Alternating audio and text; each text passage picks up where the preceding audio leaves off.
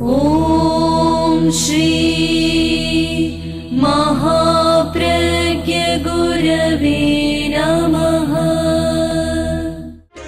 जिसके सांसों में रहता है शाश्वत शांति का स्पंदन, उस महाप्रज्ञ को वंदन, उस महाप्रज्ञ को वंदन।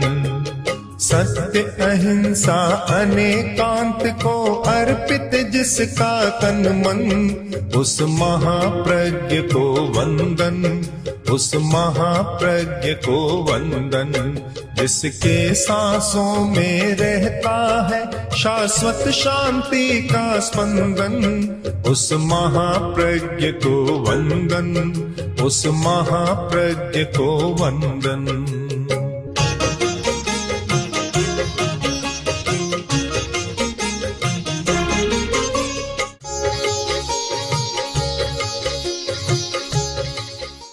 आउयम नरे कंखे, नरक के आयुष्य की इच्छा करता। समझने में कठिनाई हुई कि स्वर्ग की इच्छा तो आदमी करता है, पर नरक की इच्छा कौन करेगा? एक द्वंद्व है। एक और आगम का वचन कि वह नरक की इच्छा करता है, नरक में जाने की, नरक के आयुष्य की इच्छा करता है। दूसरी ओर एक प्रसिद्ध अनुभूति है कि आदमी सुख की इच्छा करता है, दुख की इच्छा कोई नहीं करता। नरक को सबसे ज्यादा दुखदायी स्थान माना जाता है, ऐसा स्थान जहाँ सुख बहुत कम, नगण्य, केवल दुख ही दुख। तो भला उस स्थान की इच्छा कौन करेगा? वहाँ जाने की इच्छा कौन करेगा? वहाँ जीवन बिताने की इच्छा कौन करेगा? विरोधाभास लग रहा है।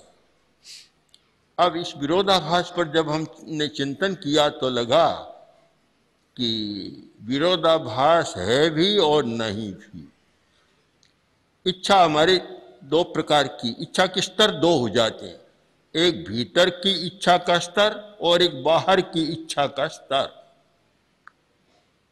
आदमी चाहता है, पर भीतर की इच्छा दूसरे प्रकार की होती है। ऊपर से और कुछ चाहता है, भीतर की इच्छा और कोई काम कर रही है, दोनों में मेल नहीं होता। तो ये ठीक बहुत अनुभव की बात हो सकती है कि बाहर की इच्छा तो है सुख पाने की, और भीतर की इच्छा दूसरी दिशा में जा रही है और वह ऐसा काम कर रही है, उस इच्छा से प्रेरित होकर आदमी ऐसा काम कर रहा है जिससे सुख में न जाकर दुख में जाए। यह भीतर की इच्छा का एक अभिव्यंजना है, अभिव्यक्ति है कि वह आदमी नरक की इच्छा कर रहा है। कौन? जो हिंसा करता है, वह नरक में जाने की इच्छा कर रहा है, नरक में जाना नहीं चाहता। बाहर में इच्छा नहीं है नरक में जाने की, पर जब वह हिंसा में आसक्त है, प्रतिदिन हिंसा करता रहता है, तो फिर भीतरी इच्छा नरक में जाने की हो रही है, बाहर में उसका हमें पता नहीं चलता। अब एक भीतर की आदत है, एक बाहर का लोभ होता है। एक भाई ने अपने मित्र से कहा, जो बहुत बोलता था, साथ होता और बोलते ही रहता। उसने सोचा कैसे करें, अब इसको बदले। मित्र है, अलग तो हो नहीं सकते, साथ में आते हैं, रहते हैं, इतना ज्यादा बोलता है, काम ही नहीं करने देता। उसने सोचा एक उपाय करूं। तो उसने एक दिन कहा, देखो भाई, तुम 5 मिनट मौन कर लो तो मैं तुम्हें 100 रुपया दूं। अब इच्छा किसकी है? रुपया पाने की इच्छा है, बाहर की इच्छा तो रुपया पाने की। उसने कहा ठीक बात है, अभी करता हूं। बैठ गया, 3 मिनट हुए और बोला घड़ी देखो 5 मिनट हुए है या नहीं। द्वंद्व है, भीतर का कुछ और चल रहा है, बाहर का कुछ और चल रहा है। बाहर से तो यही है कि 100 रुपया ले लूं, और भीतर में वह आदत की अपनी इच्छा चल रही है। बीच में ही बोल उठा। जो आदमी हिंसा में रक्त है, अनुरक्त है, आसक्त है और बड़ी बड़ी हिंसा करता रहता है, तो अगर वह कहे मैं स्वर्ग में जाने की इच्छा करता हूं तो मानना चाहिए कि बाहर की इच्छा है, इच्छा वह फलित होती है जो भीतर की होती है। बाहर की इच्छा कम फल देती है, वह काम भी कम होता है। जो भीतर की इच्छा होती है वही काम वास्तव में आदमी से होता है और वही करता है जो भीतर की इच्छा होती है। अब संयोग कोई बना कि एक करोड़पति आदमी मर गया, दाह संस्कार हो रहा था और कुछ लोग औपचारिक रूप में जाते हैं, साथ में जाते हैं, सैकड़ों लोग गए थे। एक आदमी फूट फूट कर रोने लगा, इतना तेज रोने लगा। एक आदमी आखिर बोला, अरे भैया क्यों रोते हो?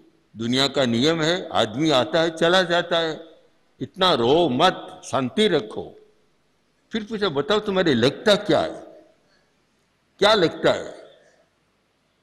अब देखिए द्वंद होता है। बोला, मेरे कुछ भी नहीं लगता, कुछ भी नहीं लगता। तो फिर क्यों रोते हो? कुछ भी नहीं लगता तो रोते क्यों हो?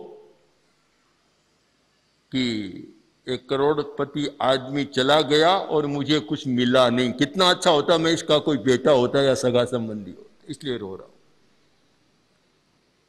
बाहर में कोई संबंध नहीं है, पर भीतर में एक संबंध काम कर रहा है। हम भीतर की क्रियाओं को समझने का प्रयत्न करें।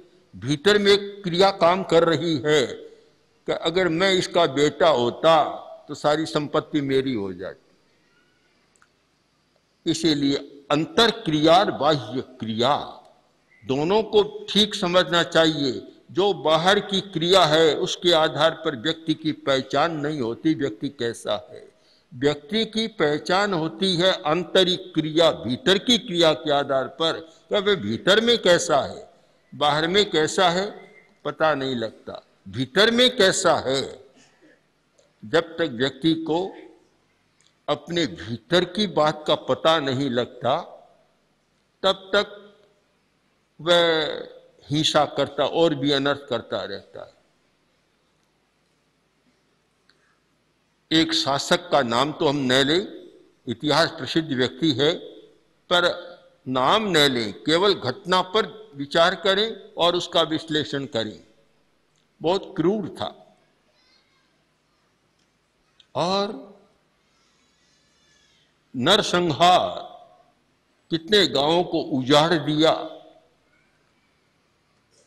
अब उसको क्या कहें कि वह क्या चाहता है? मरने के बाद स्वर्ग में जाना चाहता है या भगवान के पास, खुदा के पास जाना चाहता है? बाहर की इच्छा क्या कहेगी कि वह भगवान के पास जाना चाहता है, खुदा के पास जाना चाहता है और वहां बिल्कुल न्याय में उत्तीर्ण होना चाहता है। किंतु भीतर की बात पूछो तो भीतर तो कह रहा है कि नहीं, ये कभी नहीं होगा, न स्वर्ग में जाएगा, न भगवान के पास, न खुदा के पास, जिसको मानो उसके पास भी ये नहीं जाएगा। अब दोनों में बड़ा संघर्ष है। तो शासक बड़ा क्रूर था। एक दिन वह जंगल की सैर के लिए गया, वजीर साथ में था और देखा एक पेड़ पर दो उल्लू बैठे। ये जो क्रूर व्यक्ति भी होते हैं साथ साथ में कुछ विनोद भी करते हैं, मजाक भी करते हैं, क्योंकि क्रूरता में आदमी नीरस होता है तो उसके मन में थोड़ा सरसता की बात भी आती है, प्रकृति है आती है, इसलिए मजाक विनोद भी करते हैं। क्रूर मनुष्यों का इतिहास जो हिंदुस्तान के या बाहर के क्रूर शासक हुए हैं उनमें क्रूरता थी तो साथ में प्रेम और सरसता का भी प्रयत्न था। तो जब पेड़ पर बैठे दो उल्लुओं को देखा तो वह बोल उठा कि वजीर साहब, तुम तो उल्लुओं की भाषा समझते हो, जानते हो। वजीर को भी उल्लू बनाना था कि तुम भी उल्लू की भाषा जानते हो। वजीर तो बहुत बुद्धिमान था। हाँ हजूर, जानता हूं। मैं जान ही नहीं रहा हूं, मैं इनकी बात सुन रहा हूं। बहुत अच्छी बात कर रहे हैं, अच्छी बात है। अच्छा, सचमुच तुम जब भाषा जानते हो, सुनते हो कि हाँ बहुत अच्छी तरह जानता हूं, बहुत बढ़िया बात कर रहे हैं। क्या बात कर रहे हैं? यह बात तो नहीं बताऊं तो ही अच्छा रहेगा। अब जब मनाही करो तो और ज्यादा आग्रह हो जाता है कि नहीं अब तो बतानी पड़ेगी, बात तो बतानी होगी। उसने कहा आप थोड़ा एक बार ठहरे, मैं पूरी बात सुन लूं, फिर आपको बता दूंगा, आपकी इच्छा है तो। 5 मिनट राजा भी मौन रहा, शासक मौन रहा, और वह एकदम कान लगाए सुनता रहा।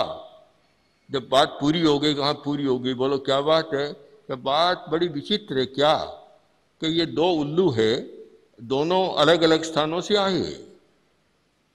एक उल्लू बोला कि मेरे लड़की है, लड़की की शादी करनी। दूसरा बोला मेरा लड़का है, शादी तो कर दूंगा, पर दहेज में क्या दोगे ये बताओ। दहेज तो बोलो क्या चाहते हो? कि तुम 500 गांव उजड़े हुए दो। उल्लू को तो उजड़ा हुआ गांव चाहिए। कि 500 उजड़े हुए गांव दहेज में दो तो मैं शादी की बात स्वीकार कर सकता हूं। वह बोला कैसी मूर्खता की बात करते हो, समझदारी नहीं। 500 नहीं 1000 दे सकता हूं। अरे 1000 कहां से आएंगे? कि तुम्हें पता नहीं है, हमारे देश का शासक है, इतना क्रूर है कि 500 क्या 1000 गांवों को उजाड़ दिया, और ज्यादा उजाड़ दिया। जितना चाहो उतना दहेज में तुम्हें दे दूंगा। शादी पक्की हो गई, बात समाप्त हो। तब उस शासक ने पूछा कि भाई मेरा नाम कैसे जाना? कि महाराज प्रसिद्ध है, जहां विनाश का काम है, उजाड़ने का काम है, वहां आपका नाम जगत प्रसिद्ध है। तो भला उल्लू कैसे नहीं जानेंगे?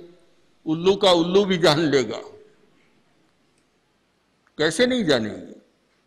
ये बात सुनी, मन में ग्लानि हुई। ग्लानि कि इतनी बदनामी है मेरी कि जहां उजड़े हुए के साथ मेरा नाम जुड़ा है, बसाने के साथ मेरा नाम नहीं जुड़ा है। अब अंतर का बोध हुआ। अब हम मिलाएंगे कि बाहर और भीतर का फर्क। बाहर में तो बड़ी क्रूरता का काम करता था, किंतु जब अपने अपयश की बात सुनी, अपनी बुराई की बात सुनी, एकदम भीतर का भाव जाग गया, भीतर की इच्छा जाग गई कि तुम बहुत गलत काम कर रहे हो और यह काम तुम्हें नहीं करना चाहिए। कहा जाता है उसी क्षण से उस शासक ने संकल्प कर लिया कि अब मैं उजाड़ने की नहीं, जितने उजाड़े हैं उनसे ज्यादा बसाने की बात करूं। यह भीतर और बाहर का एक द्वंद्व, अंतर्द्वंद कहते हैं। अंतर्द्वंद हमारे भीतर का द्वंद्व होता है। हम केवल बाहरी द्वंद्वों को समझने का प्रयत्न न करें, भीतर के द्वंद्वों को समझने का प्रयत्न करें। हमने देखा है कि हिंसा करने वाला भी एकदम बदल जाता है। इतिहास में भी घटनाएं हैं, साहित्य में भी घटनाएं हैं। वाल्मीकि कैसे बदला, डाकू से महर्षि बन गया और ऐसे काव्य की रचना की। वाल्मीकि रामायण जो संस्कृत का एक प्रसिद्ध काव्य है, इतना बढ़िया काव्य, और ऐसी रचना की जो आज भी उत्तमतम रचना, उत्तम है। अंगुलीमाल बदला, रोहिणी चोर बदला, अर्जुन मालाकार बदला, ये सब बदले। ये परिवर्तन कहां से आया? बाहर से नहीं आया, भीतर में एक चेतना काम करती है, उसकी अपनी इच्छा होती है, और एक बाहर की जो परिस्थितियों के कारण इच्छा बनती है। जब तक बाहर की इच्छा काम करती है तब तक आदमी हिंसा में भी रस ले लेता है, और जब भीतरी इच्छा से संपर्क होता है तब स्थिति बदल जाती है। तो हम दोनों इच्छाओं को समझने का प्रयत्न करें तो फिर भीतर की इच्छा आचरण जैसा है वह भीतर की इच्छा उसके साथ काम करती है। एक आदमी हिंसा करता है तो भीतर में इच्छा हिंसा करने की है, वही क्रिया चल रही है। और इसी आधार पर जैन आगमों में क्रियावाद का एक बहुत बड़ा सिद्धांत है, क्रियावाद। कर्मवाद को तो लोग जानते हैं, क्रियावाद को कम जानते हैं, किंतु क्रियावाद को जाने बिना कर्मवाद को जानने का अर्थ अधूरा होता है। कर्म का बंध किससे होता है? क्रिया के कारण होता है। क्रिया कर्म बंध का कारण है। इसलिए यह जानना जरूरी है कि कौन सी क्रिया के द्वारा व्यक्ति किस प्रकार के कर्म का बंध करता है। बहुत विस्तार है क्रियावाद का, इतना विस्तार है। अगर किसी को देखना हो तो जो कोष निकलते हैं उनमें क्रियावाद को देखें, पढ़ें, तो पता चलेगा कि क्रियाएं कितनी होती है और हमारे भीतर की क्रियाएं कैसे काम करती है, और किस प्रकार व्यक्ति अपनी क्रिया के द्वारा बाहर में काम करता है।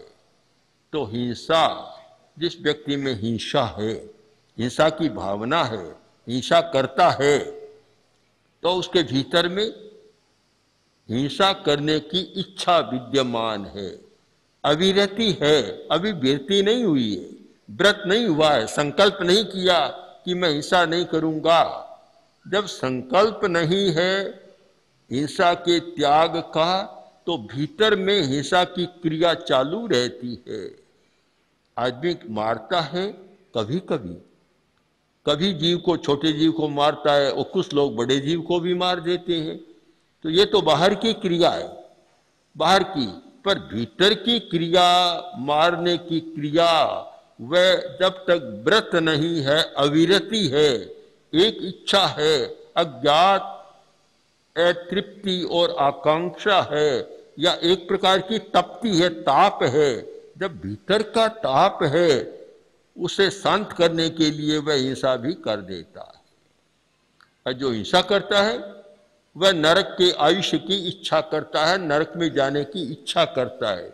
इसलिए हम इच्छा, क्रिया, प्रवृत्ति और कर्म बंध, इन सब को एक साथ समझ सकते हैं। अलग करने पर पूरी बात समझ में नहीं आ सकती। हिंसे बाले मूषाबाई, जो हिंसा करने वाला है बाल है, अज्ञानी है, सच्चाई को नहीं जानता।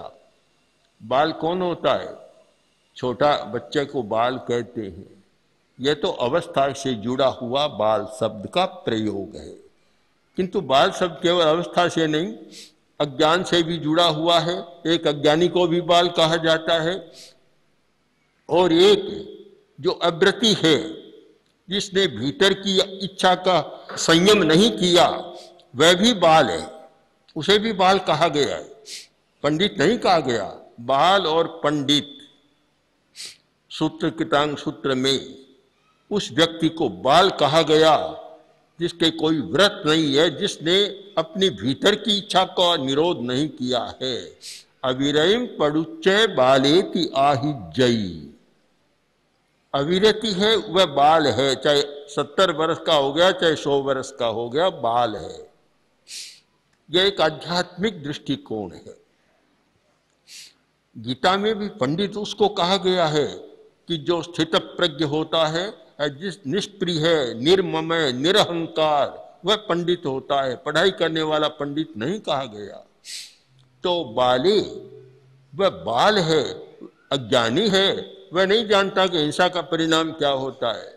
वह नहीं जानता कि हिंसा की जो वृद्धि होती है उससे समाज कितना दुखी बनता है। जिस परिवार में हिंसा बढ़ती है परिवार दुखी हो जाता है।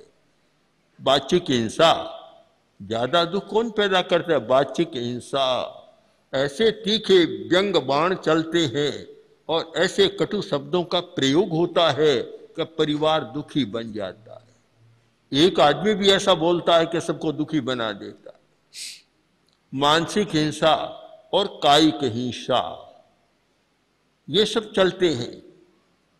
कारण कि वह हिंसा के परिणाम को नहीं जानता। मुषावाही, तीसरी बात है मृषावादी। जो मृषावादी है बहुत झूठ बोलता है, बहुत बड़े बड़े झूठ बोलता है। जहां पानी की एक बूंद नहीं वहां तो तालाब को लबालब भर देता है, और जहां तालाब भरा हुआ है उसको बिल्कुल सूखा बता देता है। बड़ी बड़ी झूठ बोलता है। वह व्यक्ति वास्तव में नरक जाने की इच्छा कर रहा है, नरक में जाता है। क्योंकि झूठ बोलना एक सच्चाई को गलत साबित कर देना बहुत बड़ा अपराध होता है, जिससे भ्रांति पैदा होती है। होता कुछ और बता देता कुछ है। इससे एक असमंजस की स्थिति बनती है। आदमी भ्रम में चला जाता है कि कुछ था कुछ बताया, कैसे हुआ, बड़ी समस्या है। ये विवाद का विषय चला था। बीच के युग में तत्व चर्चा में भी विवाद का इतना महत्व बढ़ गया था, और वाद और विवाद का बाद का चला तो वहां भी झूठ का सहारा कभी कभी लेना पड़ गया, और लेना मान्य भी हो गया। तो प्रसंग आया, किसी ने कहा भी मैं वहां जा रहा हूं और मुझे कंबल खरीदना है। कंबल मिल जाएगा? एक नहीं 9 मिल जाएगी। नव कंबलम, 9 कंबल मिल जाएगी तुमको। वह बेचारा आशा लेकर गया, उसके घर गया और बोला कि मुझे कंबल लेना है। कंबल के लो, कंबल तैयार है। काट कर दिखाया, ये कंबल के कंबल बढ़िया है। एक से नहीं 9 कंबल लाओ, कि 9 तो मेरे पास नहीं है।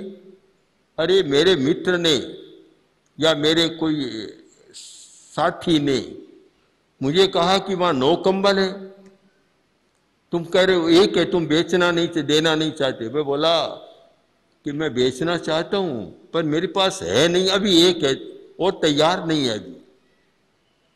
एकदम आवेश में आया और गया उसके पास, जाकर बोला तूने मुझे धोखा दिया।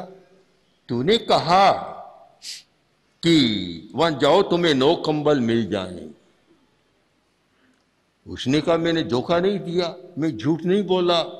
क्या तुमने कहा 9 कंबल आनी? अरे तुम समझे नहीं, मैंने कहा था नया कंबल। नवकार 9 भी होता है, नवकार नया भी होता है। तो मैंने कहा था नया कंबल मिल जाएगा। अब बेचारे को कितना भ्रम में डाल दिया। ये भ्रांति पैदा करना बहुत बड़ा अन्याय है। हम जब किसी को भ्रांत बना देते हैं, भ्रांत बहुत बड़ा दोष होता है। किसी ने पूछा रास्ता, बस और कुछ नहीं किया, केवल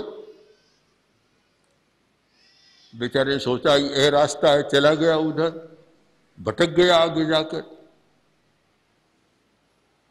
फिर मिला कि भैया तूने भटका दिया मुझको। क्यों? कि रास्ता गलत बता दिया। मैंने कब गलत बताया? मैंने जब पूछा रास्ता, तूने ऐसे कर दिया, मैं उधर उस दिशा में चला गया। अरे भाई तो मेरी अंगुली हिल गई, मैंने रास्ता कब बताया? बताया ही नहीं थी उसको। संकेत के द्वारा, वाणी के द्वारा जो किसी व्यक्ति को भ्रम में डालने का प्रयत्न है, वह बहुत बड़ा मृषावाद है। केवल झूठ बोलना ही नहीं, आदमी इशारे से भी बहुत गलत काम कर देता है, और इशारे से तो पता नहीं क्या क्या हो जाता है। तो जो मृषावादी है वह भ्रांति पैदा करता, अन्यथा व्यवहार। असत्य का मतलब ये असद्भावोद्भावनम, जो है नहीं वह हो जाता है तो भ्रांति पैदा होती है। इसलिए हम भीतर और बाहर की इच्छा को ठीक समझकर और ऐसा क्रम करें कि कभी भी अधोगति में जाने की इच्छा न बने। ऐसा आचरण करें जिससे आदमी सदा ऊपर से ऊपर जाए, कभी नीचे की ओर झांकने का प्रयत्न न करे। ओम ओम श्री महाप्रज्ञ गुरवे नमः। ओम श्री महाप्रज्ञ गुरवे नमः। ओम श्री महाप्रज्ञ गुरवे नमः। ओम श्री महाप्रज्ञ गुरवे